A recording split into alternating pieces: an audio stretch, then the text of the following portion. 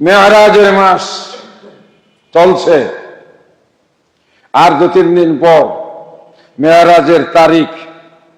তবে কোনটা সঠিক তারিখ কেউ জানে না।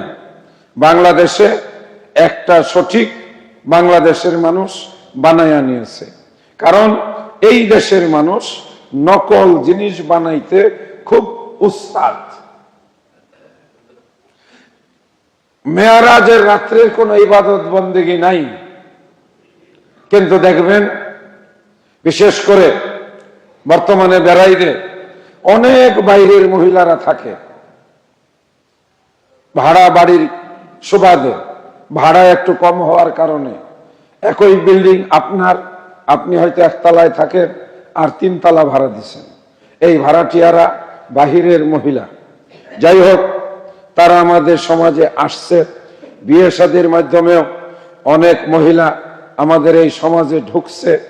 আমাদের অনেক মহিলা অন্য সমাজে গিয়ে বিয়ে হয়েছে।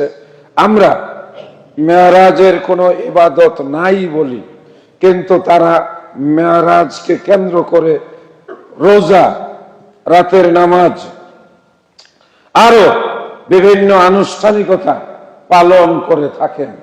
সেই কারণে আমাদের সমাজের মহিলারা 2-1 জন প্রশ্ন জিজ্ঞাসা করে, কবে জানি রোজা রাখতে হবে? আমরা তারিখ বলি না,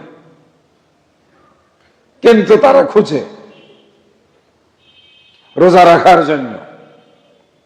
আজকে খুতবার শুরুতে বলে দিচ্ছি, আমাদের সমাজের যারা আছেন তারা তো জানেন, অন্য সমাজ থেকে যারা এসেছেন তাদের অবগতির জন্য বলছি, যে কাজ আল্লাহর নবী করেন নাই, যে কাজের কথা আমাদের নবী সাল্লাল্লাহু আলাইহি ওয়াসাল্লাম কোন নির্দেশ প্রদান করেন নাই, যেই কাজ সাহাবায়ে কেরামগণ করেন নাই, ওই কাজ যদি আপনি করেন তাহলে সেটার নাম হবে বিদআত।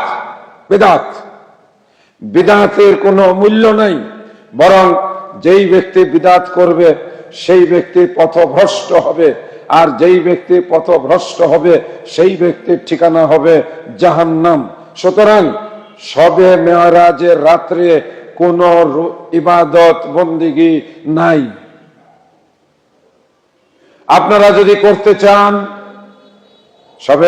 শবে মেরাজের রাত্রে, যারা নিয়মিত প্রত্যেক রাত্রে তাহাজ্জুদের নামাজ পড়েন, সেই সব মা বোনেরা আপনার নিয়মিত প্রতি রাতের ইবাদত হিসাবে আপনি যদি মেরাজের রাত্রে নামাজ পড়েন তাহলে সেটা কোনো দোষের হবে না, বরং সেটা আপনার নিয়মিত নামাজ।